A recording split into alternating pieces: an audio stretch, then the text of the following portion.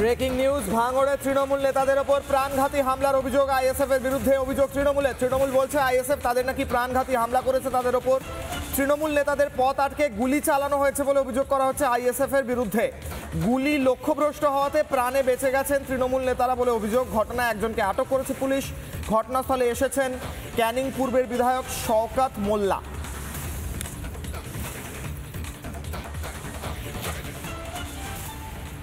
দেখুন, রাকেশ ছিল, আল্লু ছিল, রাজু ছিল, প্রসেনজিৎ ছিল। ওরা থানায় আসছিল। রাস্তায় আইএসএফ আশ্রিত কিছু সমাজবিরোধী তারা ওৎপেতে বসেছিল গুলি বোমা বন্দুক নিয়ে। আমি যতদূর খবর পেয়েছি এক রাউন্ড গুলিও চালিয়েছে। গুলিটা লক্ষ্যভ্রষ্ট হয়েছে এবং পাশাপাশি রড লাঠি নিয়ে ওদের আক্রমণ করার চেষ্টা করেছিল। এই বিষয়ে আমরা তীব্র নিন্দা করছি এবং পুলিশকে আমরা জানিয়েছি। ইতিমধ্যে একজন অ্যারেস্ট হয়েছে। বাদবাকিগুলোকে অ্যারেস্ট করতে হবে, এটা হচ্ছে আমাদের মূলত দাবি। তারা বিভিন্ন গণ্ডগোল করার চেষ্টা করছে, কারণ এই মুহূর্তে ওদের পায়ের তলায় জমি নেই। নানা ধরনের কন্টেন্ট দেখার জন্য লাইক করুন, শেয়ার করুন আমাদের ফেসবুক পেজ, সাবস্ক্রাইব করুন আমাদের ইউটিউব চ্যানেল। পাশাপাশি অন্যান্য ব্রেকিং নিউজের জন্য অবশ্যই চোখ রাখুন রিপাবলিক বাংলায়।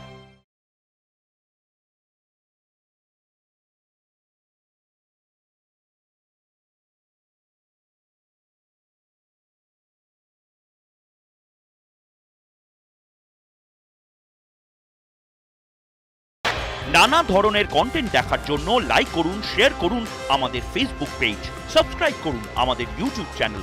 পাশাপাশি অন্যান্য ব্রেকিং নিউজের জন্য অবশ্যই চোখ রাখুন রিপাবলিক বাংলায়।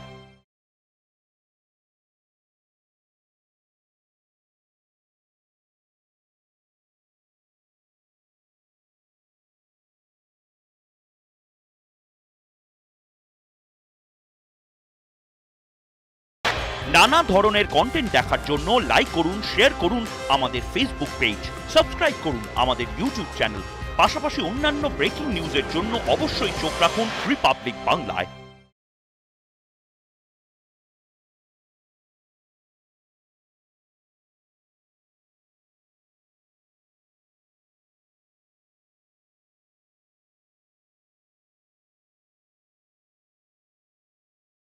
নানা ধরনের কন্টেন্ট দেখার জন্য লাইক করুন, শেয়ার করুন আমাদের ফেসবুক পেজ, সাবস্ক্রাইব করুন আমাদের ইউটিউব চ্যানেল।